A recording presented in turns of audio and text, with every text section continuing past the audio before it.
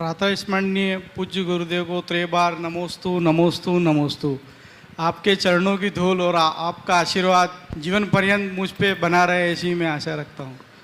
गुरुदेव, आजकल ग्रहों को लेकर कई चर्चा एवं भ्रांतियाँ हैं और उन्हीं के हिसाब से वास्तु और नख का महत्व बताते हैं। कृपया शंका का समाधान करें। देखिए, ग्रह नक्षत्रों की जो अवधारणा है इसे ठीक से समझने की जरूरत है। सबसे पहली बात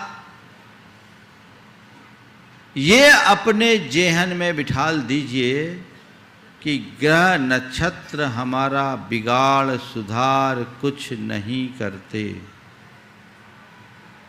ये भ्रम है, वहम है कि ग्रह नक्षत्र हमारा बिगाड़ सुधार करते हैं। महाराज, ऐसी बात कर ले तो फिर ज्योतिष का सिद्धांत गलत होगा। ज्योतिष का सिद्धांत गलत नहीं है, ज्योतिष की समझ गलत है। तुम्हारा शनि वक्री है तो तुम्हारा मंगल क्रूर है तो इसकी महादशा, उसकी अंतरदशा, इसकी प्रत्यंतर दशा, ये वो जो गणित लगाते हैं, ये ग्रह परेशान कर रहा है, वो ग्रह परेशान कर रहा है, ये यथार्थतः सिद्धांत से विरुद्ध है। ग्रह कुछ नहीं करते, ग्रह हमें नहीं पेरते। सच्चे अर्थों में देखा जाए तो सबसे ज़्यादा ग्रह नक्षत्र पीड़ित हैं, क्योंकि मनुष्य लोक के सारे ज्योतिर्मंडल नित्य गति वाले हैं। हम आप तो चैन से बैठे हुए भी, जो खुद पीड़ित है वो आपको क्या पेरेगा। इसके पीछे का जो सिद्धांत है वो समझने योग्य है। वो क्या है? इसके पीछे एक विज्ञान है। इस पूरे ब्रह्मांड में ऊर्जा का जो स्रोत है वो ज्योतिर्मंडल है और ये नित्य गतिमान है। इनकी गति और इनका चार क्षेत्र सुनिश्चित है। इनके गमन से ब्रह्मांड में ऊर्जा, ब्रह्मांड की ऊर्जा में परिवर्तन आता है तो ब्रह्मांड के रसायन बदल जाते हैं, ब्रह्मांड के तत्व बदलते हैं। और ये मान्यता है कि एक ब्रह्मांड बाहर है, वही ब्रह्मांड भीतर है। यत् पिंडे तत् ब्रह्मांडे, जो ब्रह्मांड में तत्व है वही सारे तत्व हमारे शरीर के भीतर है। ज्योतिष मंडल के संचार से ब्रह्मांड के तत्वों में परिवर्तन आता है तो उससे हमारे शरीर के तत्वों का समीकरण बदल जाता है और तत्वों का समीकरण बदलने से हमारे शरीर के रसायन बदलते हैं। हमारे शरीर के रसायन बदलते हैं तो हमारे कर्मों का बंधन बदल जाता है, कर्मों की केमिस्ट्री चेंज हो जाती है। कर्मों की केमिस्ट्री चेंज हो जाती है, हमारे शुभ अशुभ भाव बदल जाते हैं और उसके अनुरूप परिणाम होता है। हमने कहना शुरू कर दिया इस ग्रह के कारण, इस नक्षत्र के कारण, ऐसा नहीं है। वे अपनी गति से चल रहे हैं। उनकी गति सुनिश्चित है। आज से 1 लाख वर्ष आगे का पंचांग आज बनाया जा सकता है। तो हमारे ज्ञानियों ने एक विज्ञान विकसित किया कि इनकी गति निश्चित है। तो ये जाना जाए कि कौन सा ग्रह किस अक्षांश में रहेगा, किस स्थान पर रहेगा, तो उस समय इस ब्रह्मांड में कैसे कैसे तत्वों की प्रधानता होगी और उस समय जन्म लेने वाले लोगों के अंदर किस तरह के तत्व की अधिकता होगी, उसको एक प्रतीकात्मक रूप से गोचर बना करके लिख दिया गया। ये गोचर बन गया, जो जन्मपत्री है ना आपकी, तो ये एक सांकेतिक है।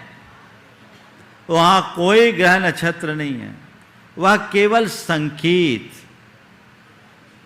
और ये बता दिया कि अभी ये ग्रह दशा में जन्मने वाला व्यक्ति के अंदर इस तरह के तत्व होंगे और इस तत्व का समीकरण इतने इतने वर्षों में इस रूप में बदलेगा। तो इससे बचने के लिए क्या करना है? अध्यात्म में प्रयोग करो, साधना करो, आराधना करो, अपनी भाव दशा को बदलो, तो बहुत कुछ आप इनके प्रभाव को कम कर सकोगे। ज्योतिष का विज्ञान केवल इस वजह से विकसित हुआ था, लेकिन बाद के समय में लोगों ने इसमें ढेर प्रकार के अंधविश्वास जोड़ दिए और लोगों ने ये शुरू कर दिया कि ये ग्रह नक्षत्र ही पूछते हमारे लिए परेशान कर रहे हैं। तो उस परेशानी को मिटानी है तो लोगों ने अपना धंधा चलाने के लिए ग्रह नक्षत्रों की पूजा शुरू करा दी। ऐसे आपको बोलूं, नवग्रह तो जैन धर्म में है ही नहीं। जैन धर्म में 88 ग्रह, 9 ग्रह तो है ही नहीं, और सूर्य और चंद्रमा को तो इंद्र, प्रतिंद्र और इंद्र माना है, वो ग्रह नहीं है। 88 ग्रह बताए, 9 नहीं। ये नवग्रह का जो रूप है वो जैन धर्म के अनुकूल नहीं है। फिर भी जब लोग नवग्रहों से प्रभावित होने लगे तो उनसे बचने और बचाने के लिए हमारे आचार्यों ने एक काम किया। क्या किया? उन्होंने जिन प्रतिमाओं के नीचे लोकमान्य नवग्रहों को वंदना मुद्रा में अंकित कर दिया, जो ये संदेश देता है कि अगर तुम्हें अपने जीवन का भला चाहिए तो तुम ग्रहों को मत पूजो, भगवान को पूजो, क्योंकि ये ग्रह भी उन्हीं को पूजते हैं। 9वीं 10वीं 11वीं शताब्दी में ऐसा बहुत हुआ। आप कभी देवगढ़ जाएं, सिरोंजी जाएं, वहां की मूर्तियों में इनका अंकन है, और भी कई जगह है।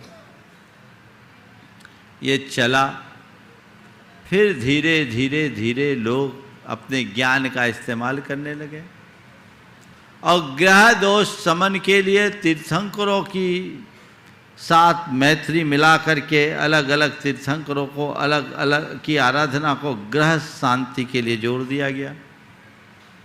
फिर नवग्रह विधान हो गया, नवग्रह अरिष्ट निवारक पूजन हो गई और चीजें हो गई, लेकिन नवग्रह मंदिर नहीं बना। 20वीं शताब्दी से पहले कोई नवग्रह मंदिर नहीं बना।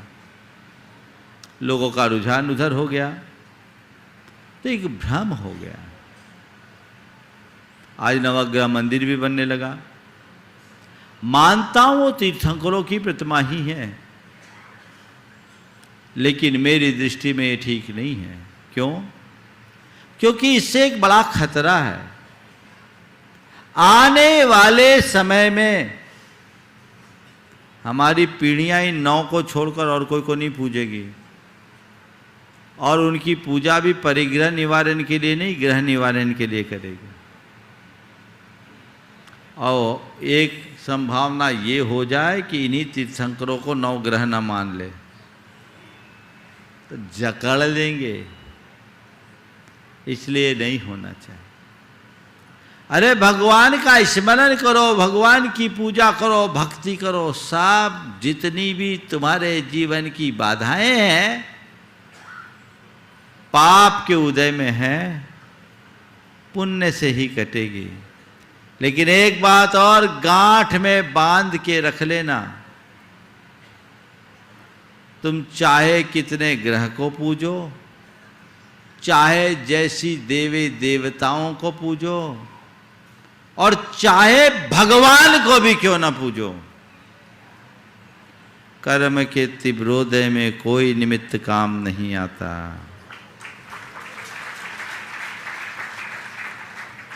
अपने कर्म पर भरोसा रखो। भगवान की पूजा इसलिए ये इस विश्वास के साथ मत करना कि मैं भगवान की पूजा करूंगा तो मेरा दुख टल जाएगा। मैं अक्सर ये वाक्य कहता हूं जिसे कल सुरेंद्र ने यहां रखा था, धर्म हमारे संकटों को टालता नहीं, संकटों में संभालता है। भगवान की भक्ति से तुम्हारा संकट टले ये सुनिश्चित नहीं है, पर भगवान की भक्ति से तुम संभलोगे ये पक्का है। बहुत ग्रह नक्षत्र और देवी देवताओं को पूजने वालों के उदाहरण है। एक शनि का ग्रह मिटाने वाला एक बाबा गर्दिश के दिन आए, अभी शायद सीखचों में ही है ना, क्या नाम है, चलो नाम नहीं लेता हूँ, शनि का ग्रह मिटाने वाले, धत्ती या धात ऐसा कुछ था। अब ये क्या है, गर्दिश के दिन आए, सबका शनि उतारने वाले के ऊपर शनि चढ़ गया। इन्हें बहम में मत पड़ो, कर्म सिद्धांत पर विश्वास करो, कर्म कांडों में भरोसा मत रखो। अब अपने जीवन में सफलीभूत होगे। भगवान की प्रतिमा विराजमान करना अच्छी बात है, लेकिन हमें उसके साथ ये भी देखना है कि हमारा उद्देश्य क्या है, तभी हम सफलीभूत होंगे।